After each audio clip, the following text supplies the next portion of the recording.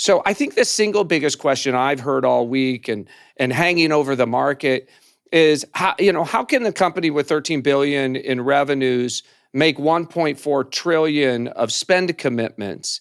And you've heard the criticism, First of Sam. all, we're doing well more revenue than that. Second of all, Brad, if you want to sell your shares, I'll find you a buyer. Enough.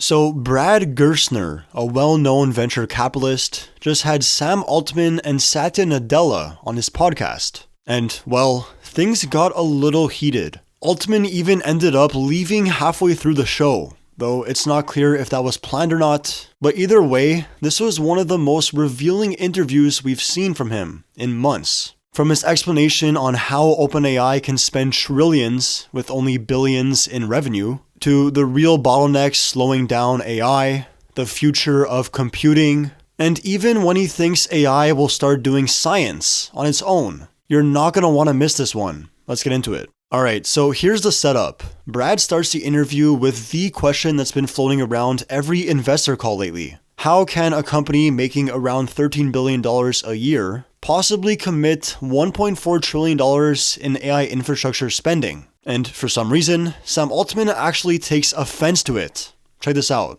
Satya, you said on the pod a year ago, this pod, that every new phase shift creates a new Google.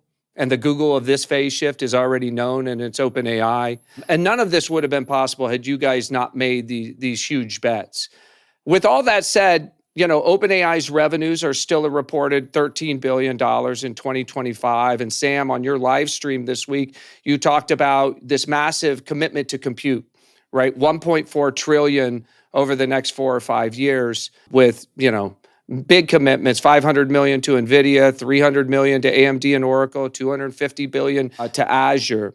So I think the single biggest question I've heard all week and hanging over the market is how can the company with 13 billion in revenues make 1.4 trillion of spend commitments? And you've heard the criticism, First Sam. of all, we're doing well more revenue than that. Second of all, Brad, if you want to sell your shares, I'll find you a buyer. Enough. People are. I think there's a lot of people who would love to buy OpenAI shares. I don't think you would, including myself. Including myself. People who talk with a lot of breathless concern about our compute stuff or whatever that would be thrilled to buy shares.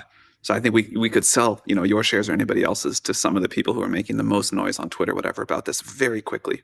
We do plan for revenue to grow steeply. Revenue is growing steeply. We are taking a forward bet that it's going to continue to grow, and that not only will ChatGPT keep growing, but we will be able to become one of the important AI clouds, that our consumer device business will be a significant and important thing, that AI that can automate science will create huge value. So, there are not many times that I want to be a public company, but one of the rare times it's appealing is when those people are writing these ridiculous OpenAI is about to go out of business and, whatever. I would love to tell them they could just short the stock, and I would love to see them get burned on that. So yeah, Sam Altman isn't playing around. He's confident in the bet he's making, and he's dying to prove the haters wrong. And you can see that a lot of other major companies are on board with it. But here's the thing. Even if OpenAI has the money, the partners, and the will, there are still problems money can't instantly fix, like power, specifically power to run the chips, or just straight up demand, the fact that AI growth is outpacing even the companies building it, or even the breakthroughs themselves. Researchers are literally redefining the cost of intelligence faster than hardware can keep up. And this is where Satya Nadella jumps in and explains why it's nearly impossible to predict what happens next. Check this out. We heard from both Microsoft and Google yesterday. Both said their cloud businesses would have been growing faster if they have more GPUs. I asked Jensen on this pod if there was any chance over the course of the next 5 years we would have a compute glut. And he said it's virtually non-existent chance in the next 2 to 3 years. And I assume you guys would both agree with Jensen that while we can't see out 5, 6, 7 years, certainly over the course of the next 2 to 3 years for the reasons we just discussed, that it's almost a non-existent chance that you have excess compute.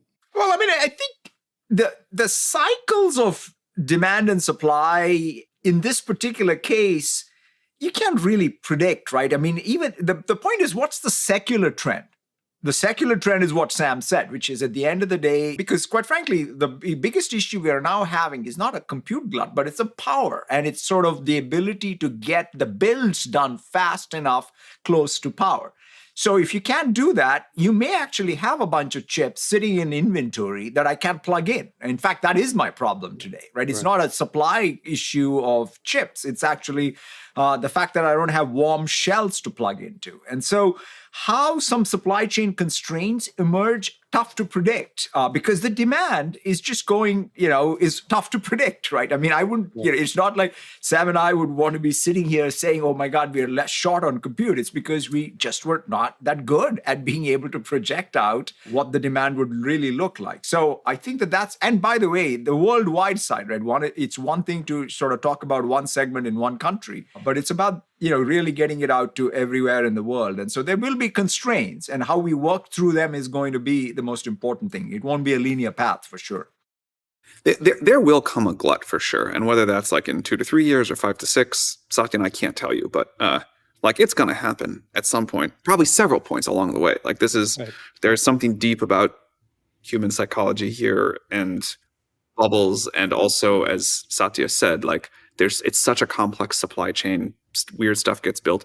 The technological landscape shifts in big ways. So, if a very cheap form of energy comes online soon at mass scale, and a lot of people are going to be extremely burned with existing contracts they've signed, if we can continue this unbelievable reduction in cost per unit of intelligence, let's say it's been averaging like 40x for a given level per year, that's like a very scary exponent from an infrastructure build-out standpoint. Now, again, we're taking the bet that there will be a lot more demand as that gets cheaper, but I have some fear that it's just like, man, we keep going with these breakthroughs and everybody can run like a personal AGI on their laptop, and we just did an insane thing here. Some people are going to get really burned, like has happened in every other tech infrastructure cycle at some points along the way. I think that's really well said. So yeah, there's definitely a lot of factors at play here, and they both basically admit that an excess of compute is technically possible for many reasons, but still very unlikely anytime soon. Then the convo kind of flips though. Brad switches gears from the limits of AI to the possibilities. He asks Sam what he's most excited for in 2026, and his response is pretty remarkable. We've been down in the weeds a little bit here, Sam. So I want to telescope out a little bit. I've heard people on your team talk about all the great things coming up. And as you start thinking about much more unlimited compute, ChatGPT 6 and beyond, robotics, physical devices, scientific research, as you look forward to 2026, what do you think surprises us the most? What are you most excited about in terms of what's on the drawing board? You just hit on a lot of the key points there. I think Codex has been a very cool thing to watch this year. And as these go from multi-hour tasks to multi-day tasks, which I expect to happen next year, what people will be able to do to create software at an unprecedented rate, and really in fundamentally new ways. I'm very excited for that. I think we'll see that in other industries too. I have like a bias towards coding. I understand that one better, but I think we'll see that really start to transform what people are capable of. I hope for very small scientific discoveries in 2026, but if we can get those very small ones, we'll get bigger ones in future years.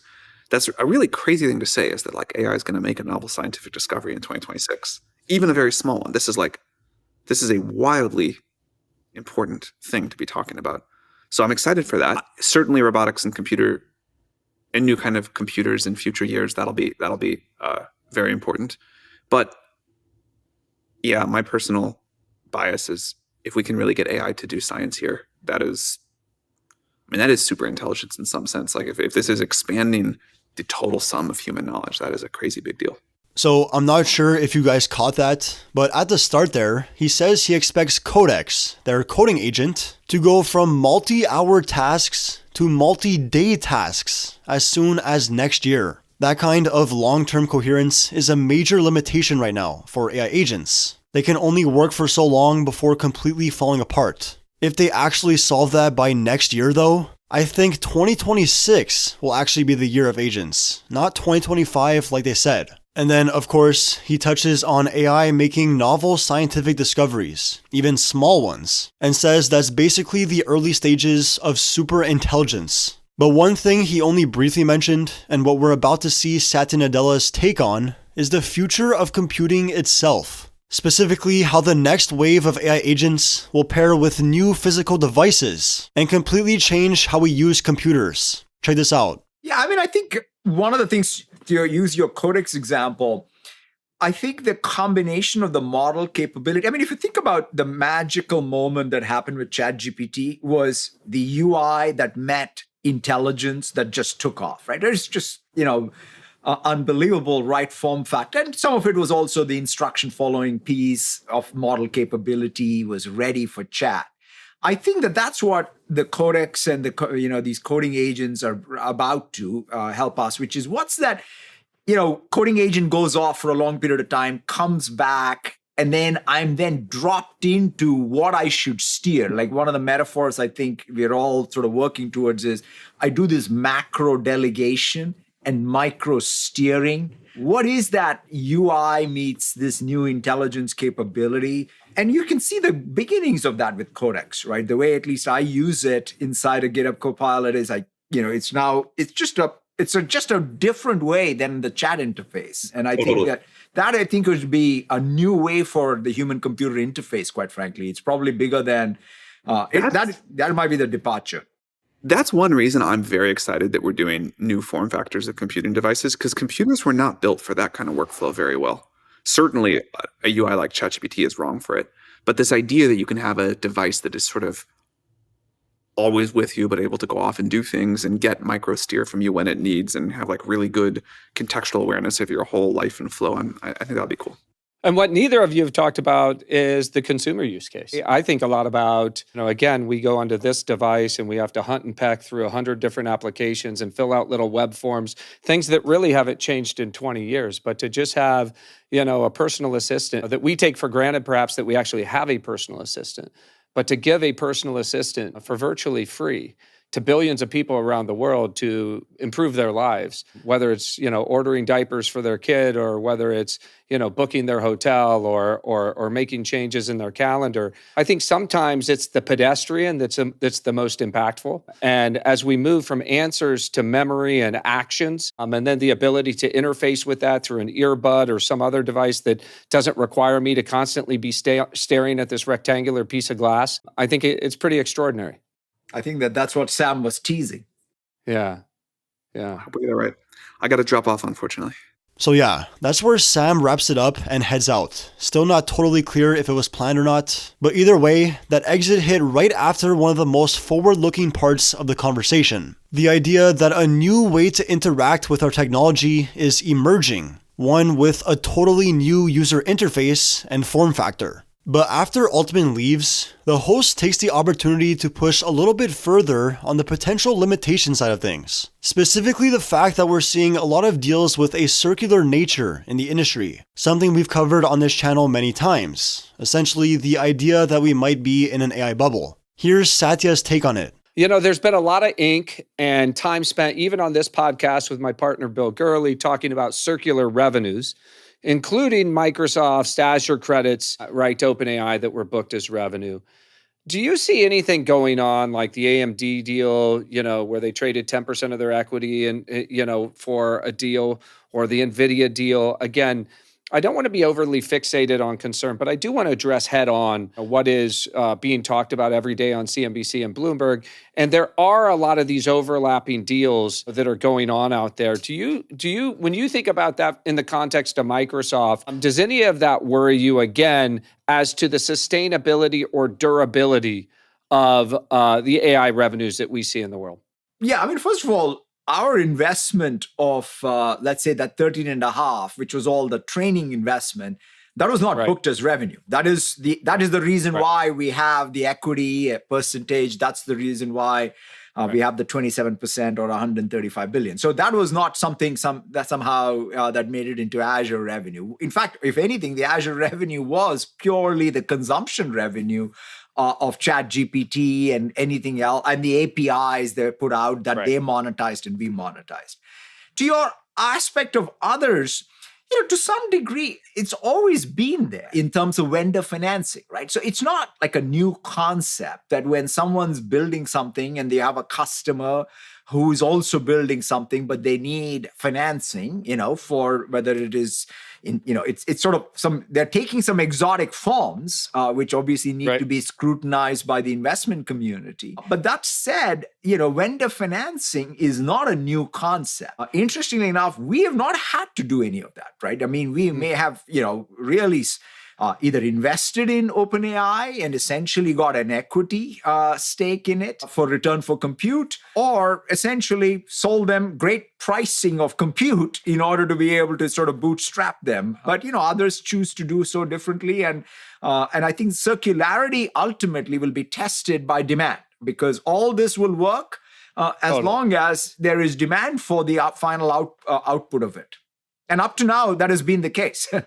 So yeah, that's kind of the perfect way to end it. Even Satya himself admits that a lot of what's happening right now only works as long as demand keeps climbing. And if it ever slows down, we might see some serious pain across the industry. But at the same time, you can feel how confident they both are. They genuinely believe in the transformative potential of AI, and you can also see it in the ludicrous deals they're making. And honestly, when you zoom out from trillion-dollar buildouts to AI making scientific discoveries, to new devices, new interfaces, etc., it kinda does feel like we're watching the next computing era form in real time. So whether this ends up being the greatest bubble of all time or the greatest breakthrough of all time, either way, we're literally witnessing history in the making. Anyways, I hope you guys enjoyed this breakdown. Let me know if you got anything from it. And as always, drop a like, hit that subscribe button if you're new,